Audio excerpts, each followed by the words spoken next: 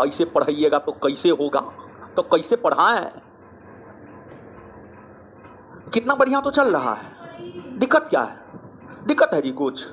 बताइए, इतना बढ़िया से पढ़ा रहे हैं, ये इंस्पेक्टर चंदन को जो है ना भेज दीजिए तो कहीं, समझे?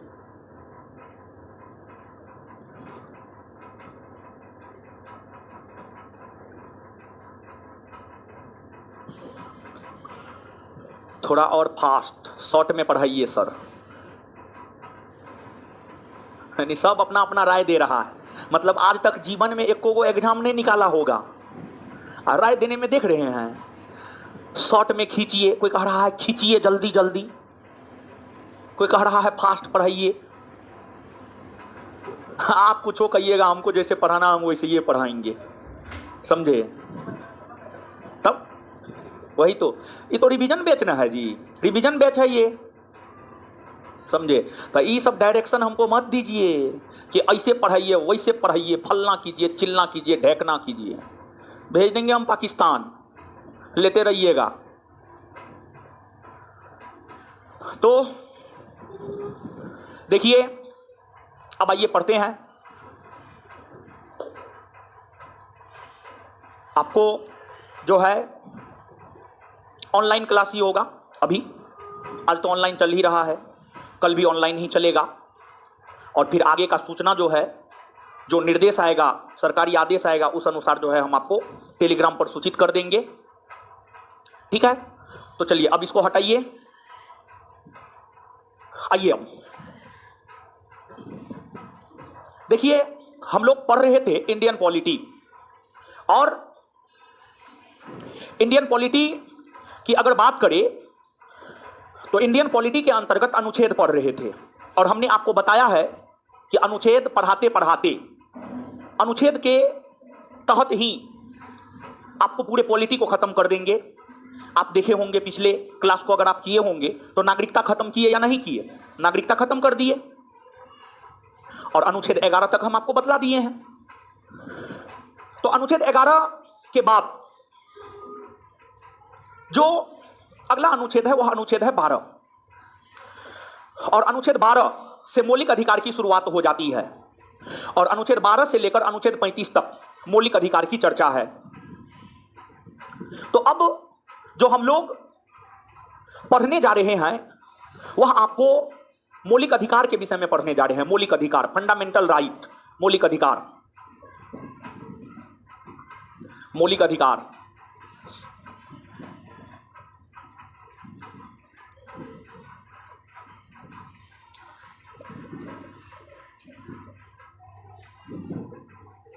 फंडामेंटल राइट्स, इसकी चर्चा अनुच्छेद 12 से अनुच्छेद 35 के बीच में है। इसकी चर्चा अनुच्छेद 12 से अनुच्छेद 35 के बीच में है। तो अनुच्छेद 11 तक तो बता ही दिए हैं, अनुच्छेद 12 से हम लोगों को देखना है, और 12 से मौलिक अधिकार की शुरुआत हो जाती है, 35 तक मौलिक अधिकार है। तो यहां पर हम लोग मौलिक अधिकार को देखेंगे। देखिए, मौलिक अधिकार, मौलिक अधिकार उस अधिकार को कहा जाता है जिसके बिना मानव का जीवन पशुतुल्य हो जाता है, जिसके बिना मानव का जीवन जो है आपको पशुतुल्य हो जाता है, जिसके बिना मानव का जीवन पशुतुल्य हो जाता है।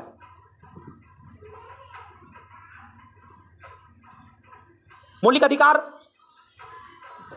की चर्चा भारतीय संविधान के भाग 3 में अनुच्छेद 12 से अनुच्छेद 35 के बीच में है, और भारत के संविधान में जो मौलिक अधिकार संबंधी प्रावधान है, भारत के संविधान में मौलिक अधिकार संबंधी प्रावधान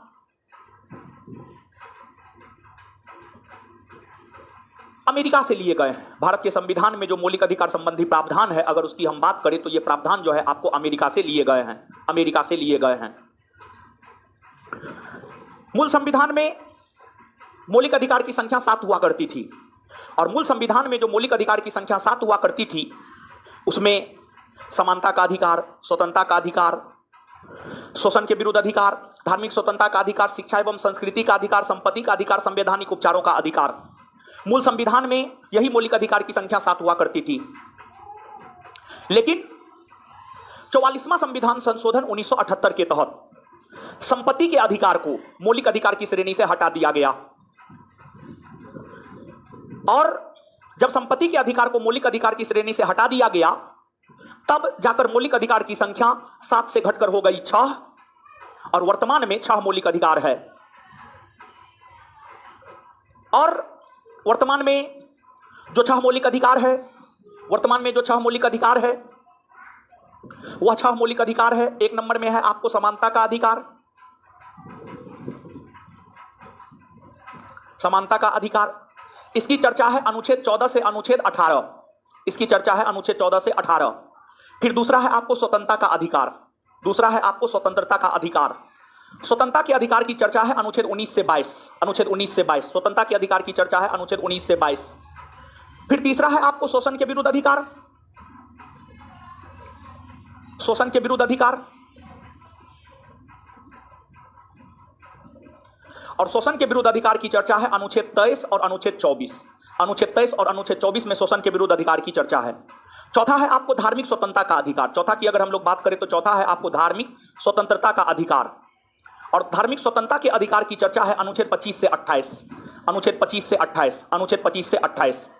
फिर आपको शिक्षा एवं संस्कृति का अधिकार है, शिक्षा एवं संस्कृति के अधिकार की चर्चा, शिक्षा एवं संस्कृति के अधिकार की चर्चा अनुच्छेद 29 और 30 में है, अनुच्छेद 29 और 30 में है। और फिर अगला है आपको संवैधानिक उपचारों का अधिकार, संवैधानिक उपचारों का अधिकार, संवैधानिक उपचारों का अधिकार। जो संवैधानिक उपचारों के अधिकार की चर्चा है, इसकी चर्चा है अनुच्छेद 32 में, अनुच्छेद 32 में। और मौलिक अधिकार जानते हैं एक ऐसा चैप्टर है जिस चैप्टर से लगभग हर परीक्षा में प्रश्न पूछे जाते हैं, और इस चैप्टर से जो प्रश्न पूछा जाता है ज्यादा कुछ नहीं पूछा जाता है, बल्कि कौन अनुच्छेद में कौन से प्रावधान है, कौन अनुच्छेद में कौन से प्रावधान है, यह बात जो है पूछा जाता है। जैसे आपको पूछ देगा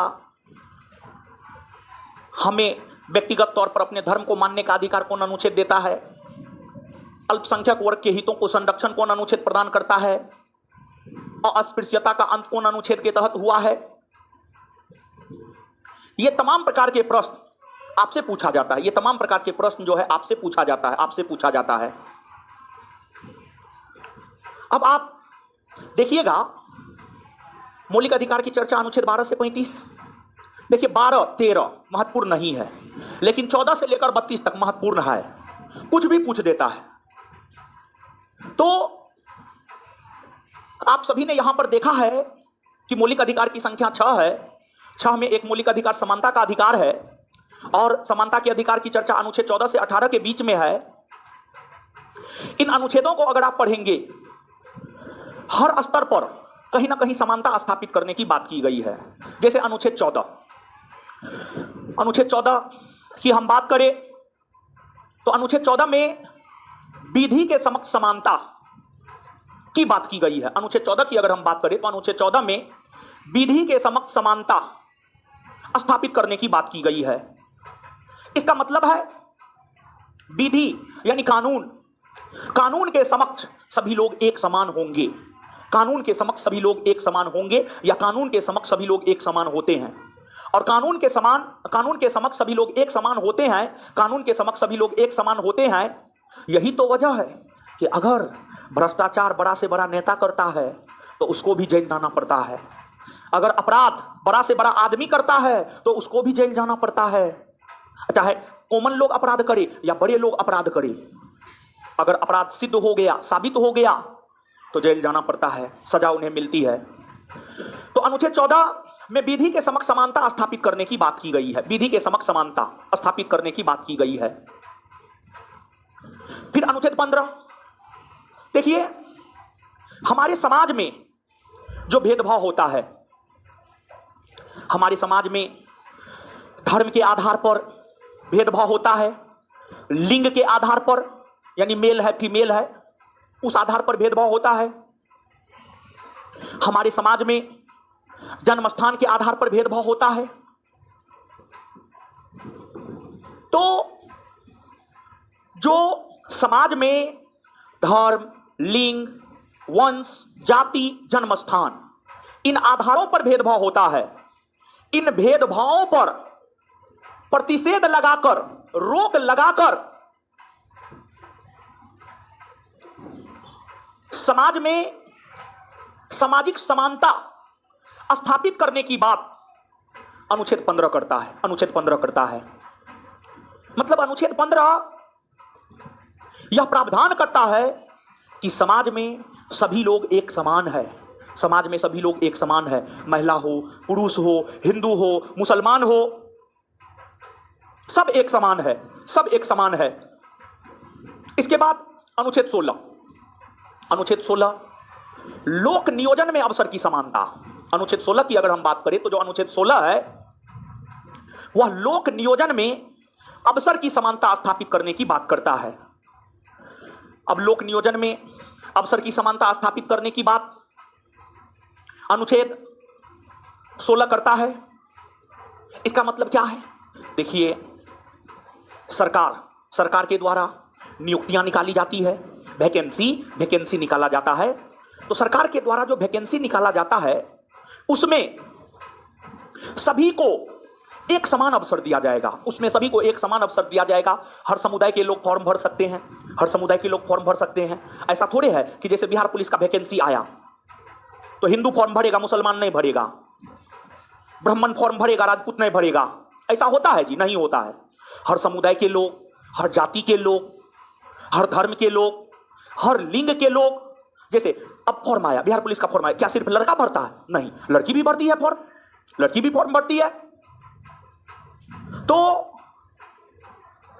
लोक नियोजन में यानी सरकार के अधीन जो नियुक्ति या नियोजन होता है, लोक नियोजन का मतलब सरकार के अधीन जो नियुक्ति या नियोजन होता है, सरकार के अधीन होने वाले नियुक्ति या नियोजन में अवसर की समानता, मतलब सबको एक समान अवसर मिलेगा। लोक नियोजन में अवसर की समानता मतलब सरकार के अधीन नियुक्ति या नियोजन में सभी को एक समान अवसर प्राप्त होगा। 1275 बिहार एसआई में क्वेश्चन पूछा है, लोक नियोजन में अवसर की समानता स्थापित करने की बात कौन अनुच्छेद करता है? तो इसका आंसर होता है अनुच्छेद 16। लेकिन हां, यहां पर एक बात आप देखते होंगे, एससी एसटी ओबीसी समुदाय के लोगों को, अगर जनरल कैटेगरी के लोग कोई फॉर्म 25 वर्ष की उम्र तक भर सकते हैं, तो ओबीसी कैटेगरी के लोग 27 वर्ष तक, एससी एसटी कैटेगरी के लोग 30 वर्ष तक। यहां तो समानता वाली बात नहीं हुई, तो ओबीसी एससी एसटी अपवाद है और इन्हें ज्यादा मौका इसलिए दिया जाता है क्योंकि ओबीसी एससी एसटी समुदाय के लोग शैक्षणिक तौर पर पिछड़े हुए हैं। शैक्षणिक तौर पर ओबीसी एससी एसटी समुदाय के लोग पिछड़े हुए हैं, इसी वजह से उन्हें ज्यादा मौका दिया जाता है ताकि वे समाज की मुख्य धारा में जुड़ सके। तो लोक नियोजन में अवसर की समानता स्थापित करने की बात करता है अनुच्छेद 16। अनुच्छेद 16 के बाद अगला अनुच्छेद 17 है। अनुच्छेद 17 की अगर हम बात करें तो जो अनुच्छेद 17 है यह अनुच्छेद अस्पृश्यता का अंत। अस्पृश्यता यानी छुआछूत।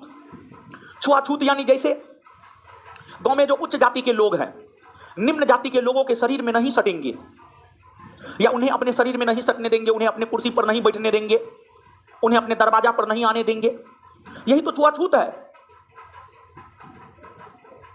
तो जो अनुच्छेद 17 है, अनुच्छेद 17 की अगर हम बात करें तो अनुच्छेद 17 अस्पृश्यता का अंत या छुआछूत के अंत की घोषणा करता है अनुच्छेद 17।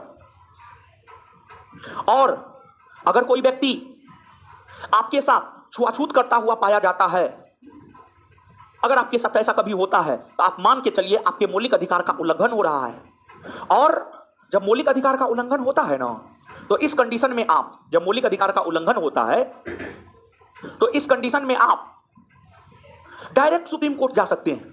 मौलिक अधिकार के उल्लंघन होने की स्थिति में आपको सुप्रीम कोर्ट जाने का अधिकार है और सुप्रीम कोर्ट आप अनुच्छेद 32 के तहत जा सकते हैं या फिर आप हाई कोर्ट भी जा सकते हैं और हाई कोर्ट अनुच्छेद 226 के तहत जा सकते हैं। इसके बाद आपको ब्रिटिशों के द्वारा भारत के जमींदारों को, भारत के नवाबों को, भारत के राजनेताओं को अलग अलग प्रकार की उपाधियां दी जाती थी, जैसे कि सर हिंद की उपाधि, राय बहादुर की उपाधि, नवाब बहादुर की उपाधि। और इन उपाधियों के जरिए समाज में डिस्क्रिमिनेशन, विभेद उत्पन्न किया जाता था। तो जब संविधान भारत का बनने लगा तो उसमें अनुच्छेद 18 में उपाधियों के अंत की घोषणा की गई और कहा गया कि कोई भी व्यक्ति किसी भी प्रकार का उपाधि धारण नहीं करेगा, लेकिन विद्या, एजुकेशन और सेना संबंधी उपाधि, एजुकेशन और सेना संबंधी उपाधि आप धारण कर सकते हैं, उसके अलावे अन्य उपाधियां आप धारण नहीं कर सकते हैं। तो आप देखिए, समानता के अधिकार की चर्चा अनुच्छेद 14 से अनुच्छेद 18, विधि के समक्ष समानता, सामाजिक समानता, लोक नियोजन में अवसर की समानता, अस्पृश्यता का अंत, उपाधियों का अंत, अस्पृश्यता यानी छुआछूत का अंत और उपाधियों का अंत करके भी कहीं ना कहीं समानता स्थापित करने का ही प्रयास किया जा रहा है। उपाधियों का अंत और अस्पृश्यता का अंत करके कहीं ना कहीं जो है आपको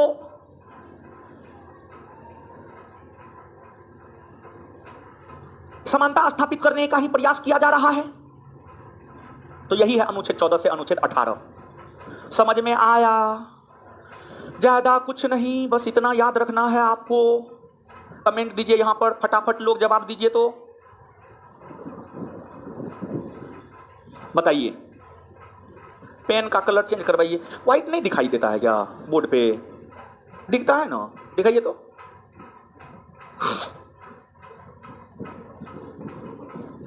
ठीक तो है, अच्छा ठीक है, हरा कर देते हैं, रेड कर दे है, बट रेड बत्ती ठीक नहीं होता। चलिए बताइए, विधि के समक्ष समानता कौन अनुच्छेद में है?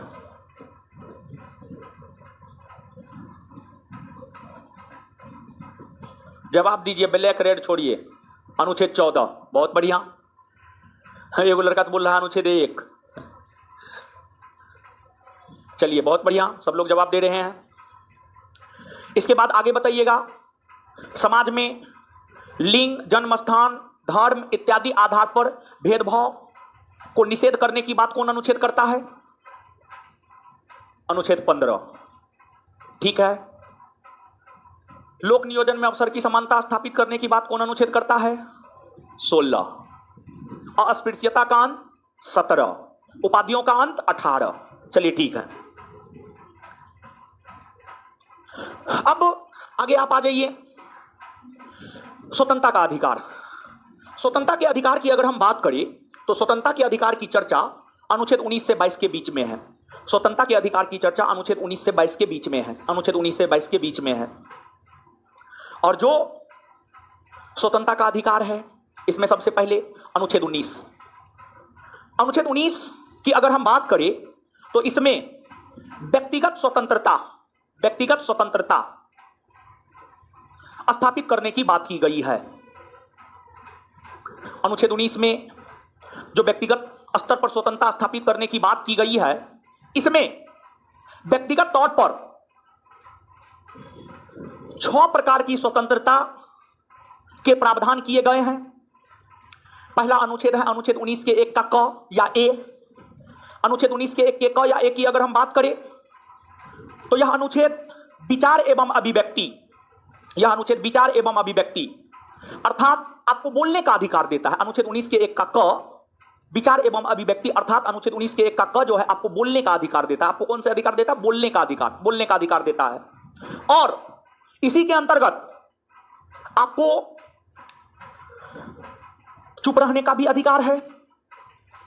आपको अनुच्छेद 19 के 1 का क झंडा फहराने का अधिकार देता है। अनुच्छेद 19 के 1 का क धरना प्रदर्शन करने का अधिकार देता है, जुलूस निकालने का अधिकार देता है, लेकिन आपको हड़ताल करने का अधिकार नहीं देता है। अनुच्छेद 19 के 1 का क हड़ताल करने का अधिकार आपको नहीं देता है। आप धरना प्रदर्शन कर सकते हैं, जुलूस कर सकते हैं, लेकिन आप हड़ताल नहीं कर सकते हैं। आप सोशल मीडिया पर वीडियो बना करके डाल सकते हैं, आप फेसबुक पर अपना विचार व्यक्त कर सकते हैं, इंस्टा पर जिसे अब एक्स कहा जाने लगा, ट्विटर जिसे अब एक्स कहा जाने लगा, उस पर आप अपना विचार प्रकट कर सकते हैं। यह सब अधिकार देता है अनुच्छेद 19 के 1 का क। फिर अगला अनुच्छेद है अनुच्छेद 19 के 1 का ख। अनुच्छेद 19 के 1 के ख की अगर हम लोग बात करें तो यह अनुच्छेद हमें बिना हथियार के एकत्रित होकर सभा करने का अधिकार देता है। बिना हथियार के एकत्रित होकर सभा करने का अधिकार देता है। हम, आप या कोई भी नेता या कोई भी व्यक्ति बिना हथियार के एकत्रित होकर हम सभा कर सकते हैं। फिर अनुच्छेद 19 के 1 का ग या सी, यह हमें संघ बनाने, संगम बनाने, राजनीतिक पार्टी बनाने का अधिकार देता है। आप चाहे तो आप भी राजनीतिक पार्टी बना सकते हैं, जैसे नीतीश कुमार जदयू पार्टी बना लिए हैं, अन्य राजनेता अलग अलग पार्टी बना लिए हैं। अगर आप चाहे तो आप भी राजनीतिक पार्टी बना सकते हैं, आपको यह अधिकार अनुच्छेद 19 का 1 का सी देता है या ग देता है। फिर अगला अनुच्छेद है अनुच्छेद 19 के 1 का घ या डी। यह अनुच्छेद हमें पूरे भारतवर्ष के भीतर कहीं भी आने जाने का अधिकार देता है, कहीं भी आने जाने का अधिकार देता है। जहां आपको जाना है, आप बिहार के हैं, आपको उत्तर प्रदेश जाना है चले जाइए, जम्मू कश्मीर जाना है चले जाइए, बंगाल जाना है चले जाइए, तमिलनाडु जाना है चले जाइए, गुजरात जाना है चले जाइए। पूरे भारतवर्ष में अनुच्छेद 19 के 1 का डी या घ आवागमन की स्वतंत्रता आपको प्रदान करता है। आगे अनुच्छेद 19 के 1 का अंग या ई, यह अनुच्छेद हमें या हम भारतवासियों को कहीं भी जमीन खरीदकर बसने का अधिकार देता है। जैसे मान लिया जाए कि हम बिहार में पैदा हुए हैं, हम चाहे अगर हमारे पास पैसा हो तो हम जम्मू कश्मीर में जमीन खरीदकर बस सकते हैं, मुंबई में जमीन खरीदकर बस सकते हैं, बेंगलुरु में जमीन खरीदकर बस सकते हैं, दिल्ली में जमीन खरीदकर बस सकते हैं। तो अनुच्छेद 19 के 1 का अंग या ई हमें पूरे भारतवर्ष के भीतर कहीं भी जमीन खरीदकर बसने का अधिकार देता है, पूरे भारतवर्ष के भीतर कहीं भी जमीन खरीदकर बसने का अधिकार देता है। फिर अनुच्छेद 19 के 1 का च या एफ, इसमें संपत्ति के अधिकार की चर्चा थी, लेकिन 44वां संविधान संशोधन 1978 के तहत संपत्ति के अधिकार को जब मौलिक अधिकार की श्रेणी से हटा दिया गया तो अनुच्छेद 19 के 1 के एफ या च को भी हटा दिया गया या निरस्त कर दिया गया।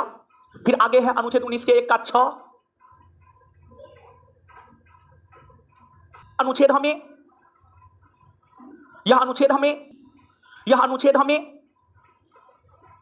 अनुच्छेद हमें कोई भी व्यवसाय करने का अधिकार देता है। यह अनुच्छेद हमें अपना आजीविका चलाने हेतु, मतलब अपना पेट चलाने हेतु कोई भी व्यवसाय करने का अधिकार अनुच्छेद 19 का 1 का जी देता है, अनुच्छेद 19 के 1 का जी देता है।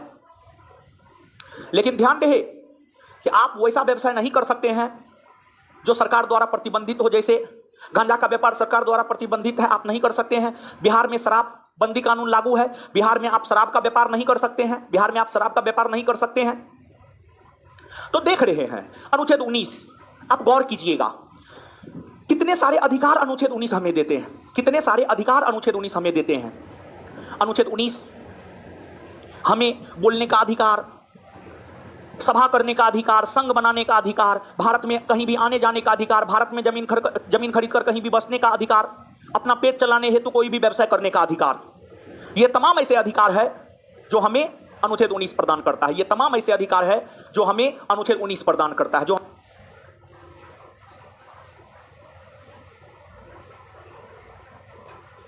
पूछा जाता है, अगर आप क्लाउज में चीजों को याद नहीं रख सकते हैं तो सीधे तौर पर तो चीजों को आपको निश्चित तौर पर याद रखना ही पड़ेगा। ऐसे क्लाउज में ही याद रखने का प्रयास कीजिएगा। आइए हम लोग याद करते हैं। जहां भी हैं, जिस भी रूप में हैं, सो रहे हैं या जो भी कर रहे हैं, बोलिए, मुंह से आवाज निकालिए। विचार एवं अभिव्यक्ति का अधिकार कौन अनुच्छेद 19 के 1 का क या ए। विचार एवं अभिव्यक्ति का अधिकार 19 के 1 का क या ए। आगे झंडा फहराने का अधिकार कौन अनुच्छेद देता है 19 के 1 का क, अनुच्छेद 19 के 1 का क।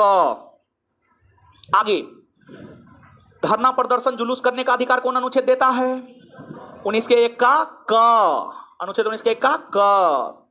आगे बिना हथियार के एकत्रित होकर के सभा करने का अधिकार कौन अनुच्छेद देता है 19 के 1 का ख या बी।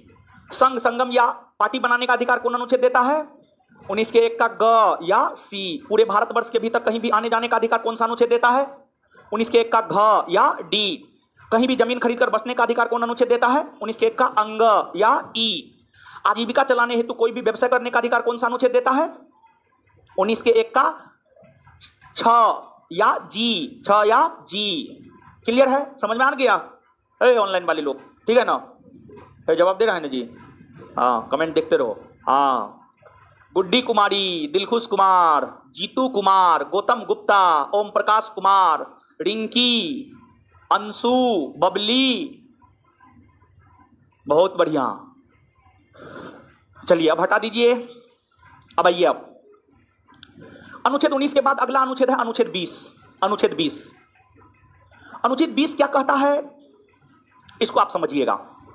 देखिए अनुच्छेद 20 की अगर हम बात करें तो इसमें दोष सिद्धि के विरुद्ध संरक्षण, अनुच्छेद 20 की अगर हम बात करें तो अनुच्छेद 20 में दोष सिद्धि के विरुद्ध संरक्षण की बात अनुच्छेद 20 में की गई है।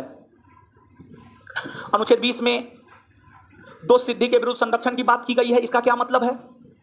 देखिए, मान लिया जाए कि आपने कोई अपराध किया, आपने कोई अपराध किया और आप पर उस अपराध का दोष साबित हो गया। मान लिया जाए कि आपने कोई अपराध किया, आप पर उस अपराध का दोष साबित हो गया, आप दोषी हो गए। भारत का संविधान इतना लचीला है कि दोषी व्यक्ति को भी कुछ संरक्षण भारत का संविधान देता है। मतलब जैसे मान लिया जाए कि हम किसी का मर्डर कर दिए और पुलिस जांच किया और यह साबित हो गया कि हाँ हम ही ने मर्डर किया है, तो हम दोषी हो गए। हम दोषी हो गए, लेकिन फिर भी भारत का संविधान हमें कुछ संरक्षण देगा। दोषी व्यक्ति को भारत का संविधान जो संरक्षण देता है उसी को किताबी भाषा में दोष सिद्धि के विरुद्ध संरक्षण कहा गया है। दोषी व्यक्ति को भारत का संविधान 3 प्रकार का संरक्षण देता है। दोषी व्यक्ति को भारत का संविधान पहला संरक्षण यह देता है कि दोषी व्यक्ति को भारत का संविधान पहला संरक्षण यह देता है कि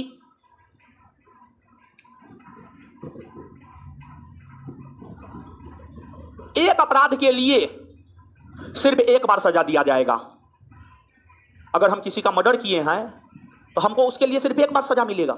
ये नहीं कि एक बार सजा काट लिए फिर उसी अपराध के लिए हमको दोबारा सजा दे दिया जाएगा, नहीं, एक अपराध के लिए सिर्फ एक बार सजा दिया जाएगा, यह संरक्षण देता है। फिर अनुच्छेद 20 दोषी व्यक्ति को दूसरा संरक्षण यह देता है कि व्यक्ति ने जिस समय अपराध किया है उस समय उस अपराध को लेकर जो कानून था उसी के तहत सजा दिया जाएगा, ना कि बाद में बने कानून के तहत सजा दिया जाएगा। मतलब अगर हमने अपराध 2024 में किया है तो 2024 में उस अपराध के लिए जो कानून था उसी कानून के तहत हमें सजा मिलेगा, ना कि 2025 में बने कानून या 2026 में बने कानून के तहत हमें सजा मिलेगा। और भारतीय कानूनी परंपरा में तो यह होता है, अपराध 2024 में कीजिए, जांच होगा, फिर आगे चल करके जो है आपको सजा सुनाया जाएगा 2035 में, तब तक कानून में बदलाव हो जाते हैं। तो अनुच्छेद 20 दोषी व्यक्ति को दूसरा संरक्षण यह देता है, आपने जिस समय अपराध किया है उस समय उस अपराध के लिए जो सजा का प्रावधान था वही सजा आपको मिलेगा। फिर अनुच्छेद 20 दोषी व्यक्ति को तीसरा संरक्षण यह देता है कि स्वयं के खिलाफ गवाही देने के लिए बाध्य नहीं किया जा सकता है। मतलब इसका यह है कि जैसे हमने चाकू मारकर किसी की हत्या किया है तो हमसे अपोजिट का वकील हमसे गवाही नहीं ले सकता है कि आपने चाकू मारकर किया है, आपने क्या किया है, गला दबाकर किया है, कि आपने पंखा पर लटका कर किया है, कि आपने गोली मारकर किया है। यानी हमने कैसे अपराध किया है, हम अपने खिलाफ गवाही नहीं दे सकते। हम हमेशा अपना बचाव करेंगे, हम कहेंगे ना हम अपराध करबे नहीं किए हैं, हमको चाकू चलाना ही नहीं होता है। तो अपराधी आप देखते होंगे हमेशा अपना बचाव करता है। और अगर विपक्ष के वकील जबरदस्ती दोषी व्यक्ति से सच उगलवाने का प्रयास करता है तो दोषी व्यक्ति के तरफ से जो वकील होता है तुरंत रोकता है। आप नहीं देखते हैं, सिनेमा सब में देखते होंगे, सिनेमा सब में यह चीज आपको देखने को मिलेगा कि अगर दोषी व्यक्ति से अपोजिट वकील निकलवाना चाहता है कोई बात, कोई सच, तो उसका वकील तुरंत विरोध करता है, नहीं नहीं नहीं नहीं नहीं, गवाह से गवाही लीजिए, आप इनसे काहे गवाही लीजिएगा। तो अनुच्छेद 20 यही तीन प्रकार का संरक्षण दोषी व्यक्ति को प्रदान करता है। तो दोष सिद्धि के विरुद्ध संरक्षण की बात कौन अनुच्छेद करता है? अनुच्छेद 20। दोष सिद्धि के विरुद्ध संरक्षण की बात कौन अनुच्छेद करता है? अनुच्छेद 20। याद हुआ ये बात? चलिए ठीक है। अनुच्छेद 20 के बाद अगला अनुच्छेद है अनुच्छेद 21। अनुच्छेद 21 की अगर हम बात करें तो जो अनुच्छेद 21 है अनुच्छेद 21 में प्राण एवं दैहिक स्वतंत्रता, अनुच्छेद 21 की अगर हम बात करें तो जो अनुच्छेद 21 है इसमें प्राण एवं दैहिक स्वतंत्रता की बात की गई है। प्राण एवं दैहिक स्वतंत्रता की बात की गई है, इसका मतलब क्या होता है? इसका मतलब यह होता है कि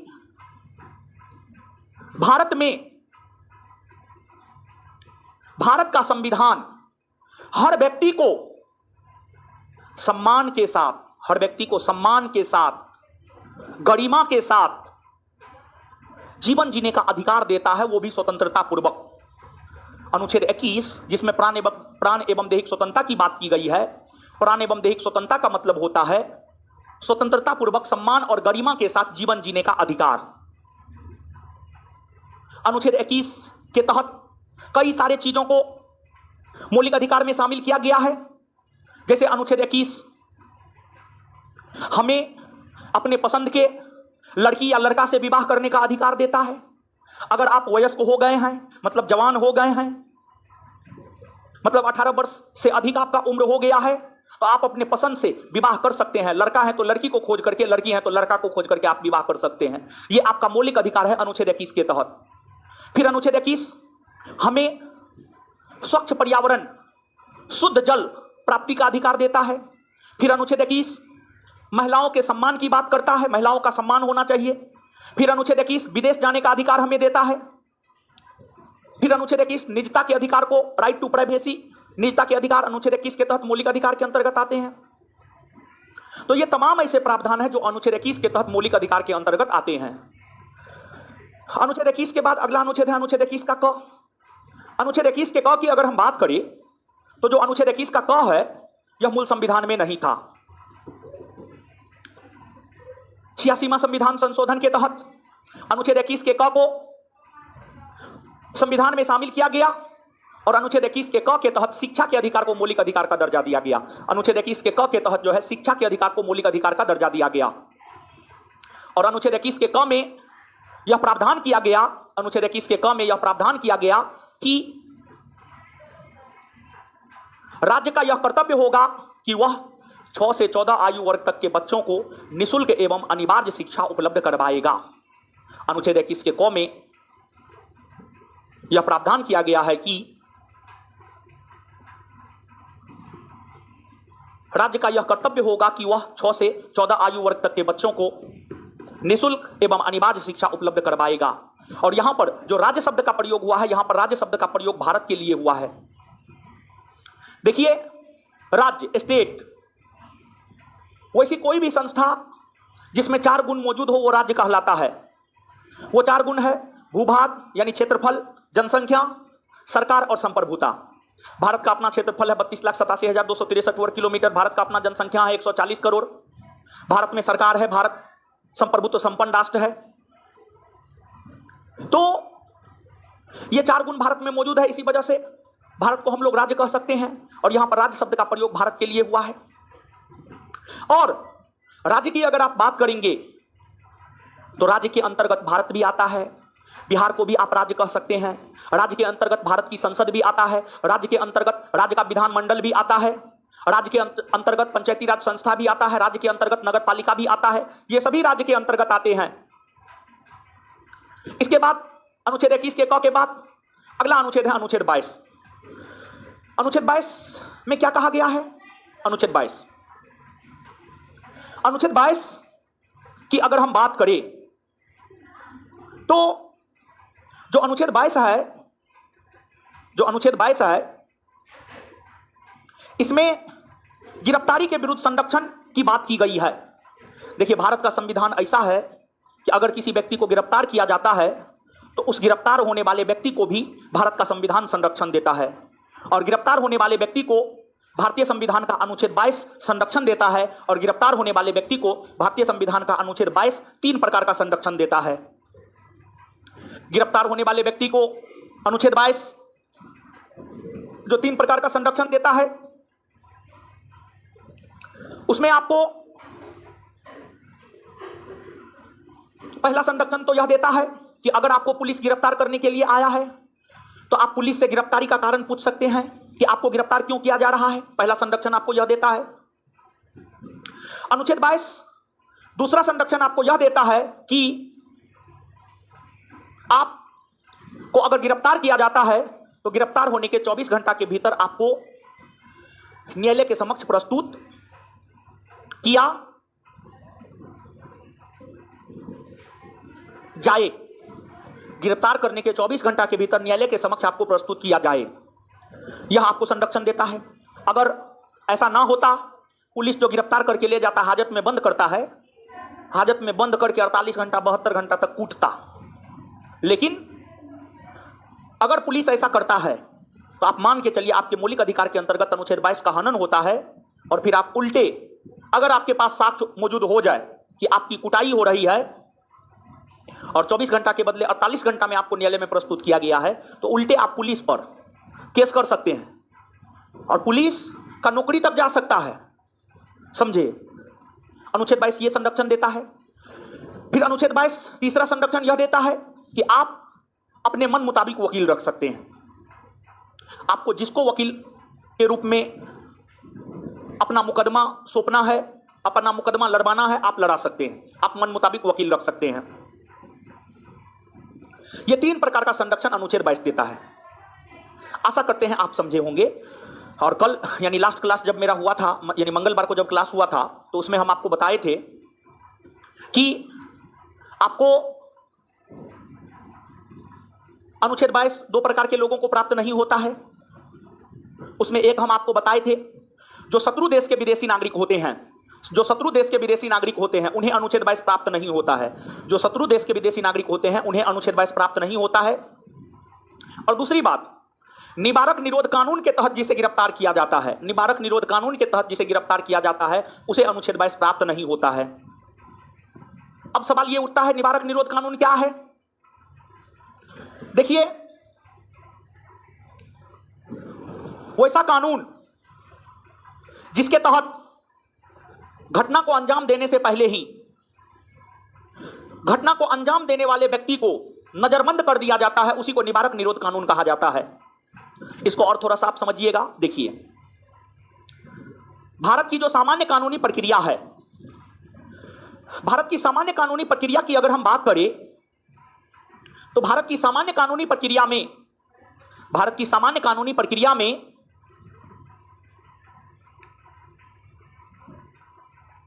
जब आप किसी घटना को अंजाम देते हैं तब आपको पुलिस गिरफ्तार करता है।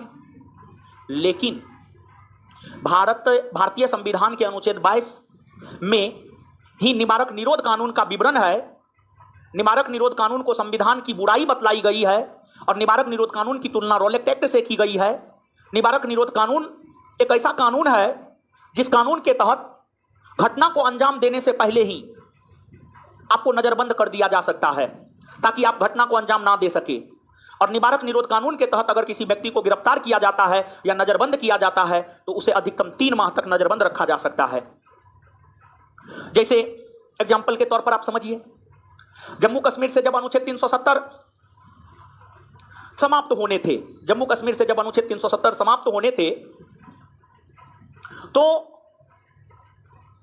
जम्मू कश्मीर के जो लोकल नेता थे, महबूबा मुफ्ती या अन्य जो भी लोकल नेता थे, उन सभी को अपने ही घर में नजरबंद कर दिया गया ताकि ये लोग बाहर आकर मीडिया में आकर उलुल जुलुल बयानबाजी ना करे।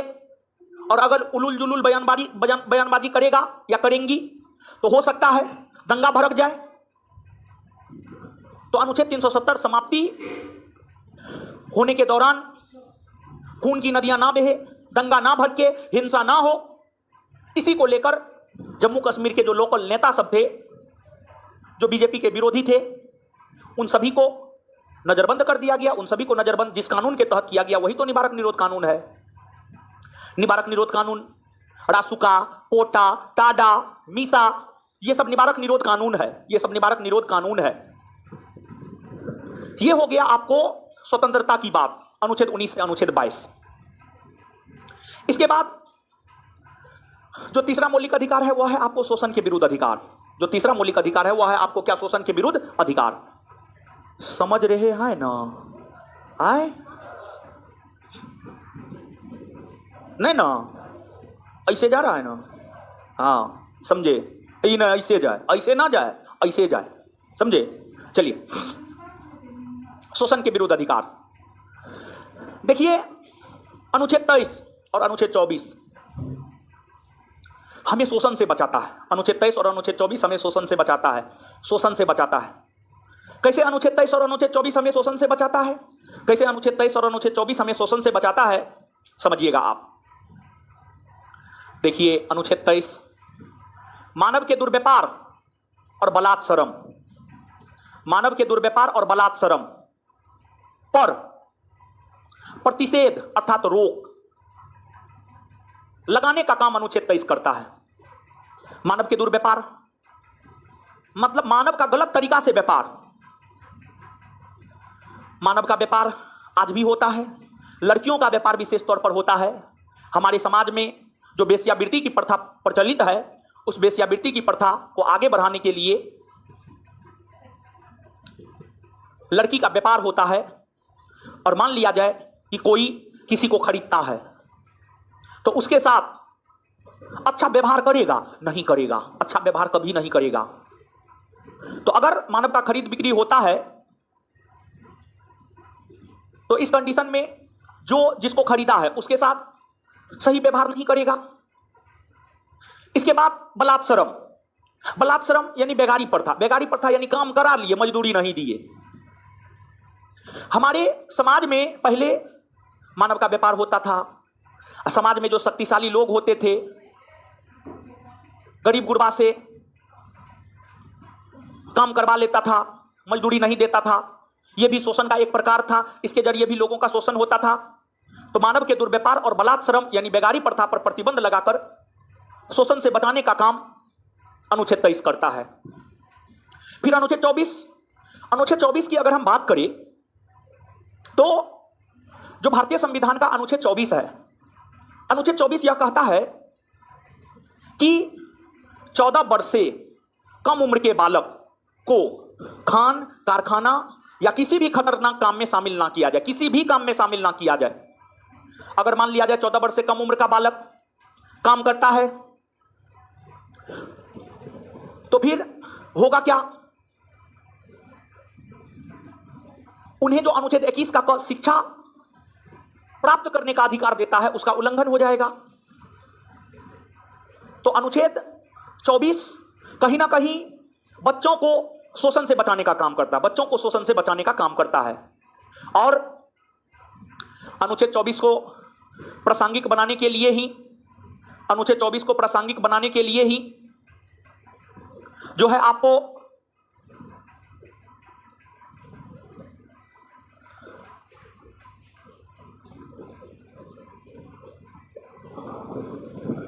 बचपन बचाओ आंदोलन कैलाश सत्यार्थी के द्वारा चलाया गया। कैलाश सत्यार्थी के द्वारा बचपन बचाओ आंदोलन अनुच्छेद 24 को प्रासंगिक बनाने के लिए ही चलाया गया है। इस बचपन बचाओ आंदोलन के अंतर्गत कैलाश सत्यार्थी का जो संगठन है, वो संगठन 14 वर्ष से कम उम्र के बालकों को कहीं पर भी काम करते हुए अगर देखता है तो उसे कैलाश सत्यार्थी का संगठन अपना लेता है और उसे शिक्षा उपलब्ध करवाने का प्रयास करता है। कैलाश सत्यार्थी के इन्हीं कामों को लेकर कैलाश सत्यार्थी को 2014 ईस्वी में शांति के क्षेत्र का नोबेल पुरस्कार दिया गया है। शांति के क्षेत्र का नोबेल पुरस्कार दिया गया है। इसके बाद आगे अगर हम लोग देखें तो आगे है आपको धार्मिक स्वतंत्रता का अधिकार। और धार्मिक स्वतंत्रता के अधिकार की अगर हम लोग बात करें तो इसकी चर्चा है अनुच्छेद 25 से 28। अब अनुच्छेद 25 क्या कहता है, 26 क्या कहता है, 27 क्या कहता है, 28 क्या कहता है, इसको हम लोग समझते हैं। देखिए अनुच्छेद 25 की अगर हम बात करें, अनुच्छेद 25 की अगर हम बात करें तो जो भारतीय संविधान का अनुच्छेद 25 है, यह अनुच्छेद हमें अपने धर्म को मानने का अधिकार देता है, उसके अनुरूप आचरण करने का अधिकार देता है और अपने धर्म के प्रचार करने का अधिकार देता है। अगर हम हिंदू हैं तो हमें सनातन धर्म को मानने का अधिकार अनुच्छेद 25 देता है, हिंदू के अनुरूप आचरण करने का अधिकार देता है, हिंदू मंदिर में जाकर पूजा अर्चना कर सकता है, शीश नवा सकता है। फिर आप हिंदू हैं तो आप हिंदू धर्म का प्रचार प्रसार कर सकते हैं। जो बाबा बागेश्वर महाराज है वो एक प्रकार से कहिए हिंदू धर्म का प्रचार प्रसार ही कर रहा है। फिर आप जो मंदिर में जाकर पूजा करते हैं, ये सब अनुच्छेद 25 के कारण ही आप कर पाते हैं। फिर अनुच्छेद 26 धार्मिक कार्यों के प्रबंधन की बात करता है। मतलब धर्म को लेकर, धर्म को आगे बढ़ाने को लेकर जो आप कोई भी काम करते हैं उसको लेकर के मैनेजमेंट करने का अधिकार, काम करने का अधिकार आपको अनुच्छेद 26 देता है। फिर अनुच्छेद 27 यह कहता है कि किसी भी धर्म के वृद्धि या पोषण में अगर आप खर्च कर रहे हैं तो आपको उस पर टैक्स नहीं देना पड़ेगा। मतलब हम हिंदू हैं, हिंदू धर्म को आगे बढ़ाने को लेकर हम खर्च कर रहे हैं तो उस पर हमें टैक्स नहीं देना पड़ेगा। फिर आपको अनुच्छेद 28 यह कहता है कि किसी भी सरकारी विद्यालय में या सरकार द्वारा वित्त पोषित सरकारी विद्यालय में, सरकार द्वारा वित्त पोषित सरकारी विद्यालय में धार्मिक शिक्षा नहीं दी जाएगी, यह अनुच्छेद 28 कहता है। इसके बाद आगे है शिक्षा एवं संस्कृति का अधिकार, अनुच्छेद 29 और 30। देखिए इसमें अनुच्छेद 29 की अगर हम बात करें तो अनुच्छेद 29 अल्पसंख्यक वर्ग के लोगों को संरक्षण प्रदान करता है। अनुच्छेद 29 अल्पसंख्यक वर्ग के लोगों को संरक्षण प्रदान करता है। अनुच्छेद 29। देखिए भारत की अगर आप बात करेंगे तो भारत एक पंथ निरपेक्ष राष्ट्र है। भारत में हिंदू, मुसलमान, सिख, ईसाई, बौद्ध, जैन, पारसी सब रहते हैं। लेकिन भारत में कुल आबादी का लगभग 80% हिंदू है, अर्थात हिंदुओं की संख्या अधिक है, अर्थात हिंदू बहुसंख्यक में आते हैं। बहुसंख्यक मतलब अधिक। हिंदू के अलावे मुस्लिम, सिख, ईसाई, बौद्ध, जैन, पारसी ये सभी अल्पसंख्यक में आते हैं। तो भारत में जो मुस्लिम, सिख, ईसाई, बौद्ध, जैन, पारसी अल्पसंख्यक में आते हैं, इन अल्पसंख्यक वर्ग के लोगों को अपना भाषा, अपनी लिपि, अपनी संस्कृति बचाकर रखने का अधिकार अनुच्छेद 29 देता है। यानी मुसलमानों की जो अपनी संस्कृति है, उनकी जो अपनी भाषा है, उनकी जो अपनी लिपि है, उन्हें बचाकर रखने का अधिकार अनुच्छेद 29 देता है। या सिखों को, ईसाइयों को, अल्पसंख्यक समुदाय में जो भी आते हैं सभी को अपने हितों को संरक्षण प्रदान करने का अधिकार अनुच्छेद 29 देता है। फिर अनुच्छेद 30 की अगर हम बात करें तो जो अनुच्छेद 30 है यह अल्पसंख्यक समुदाय के लोगों को अपना शैक्षणिक संस्थान खोलने और वहां शासन प्रशासन करने का अधिकार देता है। अल्पसंख्यक समुदाय के लोग, मुस्लिम समुदाय के लोग या सिख समुदाय के लोग, ईसाई समुदाय के लोग अपना शैक्षणिक संस्थान, अपना विद्यालय खोल सकता है और वहां शासन प्रशासन भी कर सकता है। जैसे मुस्लिम समुदाय के लोग जो मदरसा खोल लेते हैं, क्यों? अनुच्छेद 30 के कारण खोलते हैं। तो अनुच्छेद 29 में अल्पसंख्यक वर्गों के हितों के संरक्षण की बात की गई है और अनुच्छेद 30 में अल्पसंख्यक समुदाय के लोगों को अपने मन मुताबिक शैक्षणिक संस्थान खोलने और वहां शासन प्रशासन करने का अधिकार देता है। फिर आपको आगे है अनुच्छेद 32 संवैधानिक उपचारों का अधिकार। देखिए जैसे अगर आप बीमार पड़ते हैं, तो अपना उपचार करवाने के लिए आप डॉक्टर के पास जाते हैं। उसी प्रकार से भारत के संविधान ने जो हमें मौलिक अधिकार दिया है, अगर उस मौलिक अधिकार का उल्लंघन हो गया, उस मौलिक अधिकार का हनन हो गया, जैसे भारत के संविधान ने हमें बोलने का अधिकार दिया है, यह हमारा मौलिक अधिकार है अनुच्छेद 19 के तहत। अगर हमसे भारत की सरकार बोलने का अधिकार छीन लेता है तो मतलब हमारा मौलिक अधिकार का हनन हुआ। और अगर आपके मौलिक अधिकार का हनन होता है तो आप सीधे तौर पर सुप्रीम कोर्ट जा सकते हैं। तो अनुच्छेद 32 यही संवैधानिक उपचारों का अधिकार, यानी संवैधानिक उपचार यानी संविधान ने जो आपको अधिकार दिया है, संविधान ने जो आपको मौलिक अधिकार दिया है, और संविधान के भाग 3 में मौलिक अधिकार है, संविधान के भाग 3 में जो आपको मौलिक अधिकार प्राप्त है, अगर उसका हनन होता है तो उसका उपचार करवाने के लिए आप सुप्रीम कोर्ट जा सकते हैं। यह बात कहता है अनुच्छेद 32। डॉक्टर भीमराव अंबेडकर से पूछा गया कि उनके अनुसार संविधान का सबसे महत्वपूर्ण अनुच्छेद कौन है, तो डॉक्टर भीमराव अंबेडकर ने स्पष्ट शब्दों में यह कहा कि उनके अनुसार संविधान का सबसे महत्वपूर्ण अनुच्छेद है अनुच्छेद 32। और डॉक्टर भीमराव अंबेडकर ने अनुच्छेद 32 को संविधान का आत्मा एवं हृदय कहा। अनुच्छेद 32 को संविधान का आत्मा एवं हृदय कहा है। और अगर आपके मौलिक अधिकार का हनन होता है, आप सुप्रीम कोर्ट जाते हैं, तो सुप्रीम कोर्ट आपको लेकर के 5 प्रकार का रीट जारी कर सकता है। बंदी, प्रत्यक्षीकरण, परमादेश, अधिकार परीक्षा लेख, उत्प्रेषण, प्रतिषेध लेख, रीट जारी कर सकता है सुप्रीम कोर्ट। तो मौलिक अधिकार से संबंधित जो अनुच्छेद है, सारा महत्वपूर्ण अनुच्छेद हम आपको क्लियर कर दिए हैं। और बार बार हम बोल रहे हैं, जब मौलिक अधिकार हम शुरू किए थे तब पर भी हम आपको बोले थे, और पुनः अभी खत्म किए हैं तब पर भी हम बोल रहे हैं, मौलिक अधिकार के अनुच्छेद के संदर्भ में अनुच्छेद 14 से 32 तक इसमें क्या है याद रखना बहुत ही ज़्यादा जरूरी है। समझे तो वह लोग समझ गए। अब रीट को अब हम लोग समझते हैं। बंदी प्रत्यक्षीकरण रीट क्या है, प्रतिषेध रीट क्या है, परमादेश रीट क्या है, इन चीजों को आगे हम लोग समझेंगे। समझ गए? तो आपको जो है पीडीएफ नहीं दे रहे हैं। पीडीएफ क्यों नहीं दे रहे हैं? एक तो इससे पहले ये जो बैच है बिहार पुलिस बैच, इसमें पहले तो पीडीएफ हम दिए हुए थे, पीडीएफ दिए हुए थे। उस पीडीएफ से आप चीजों का रिवीजन कीजिए।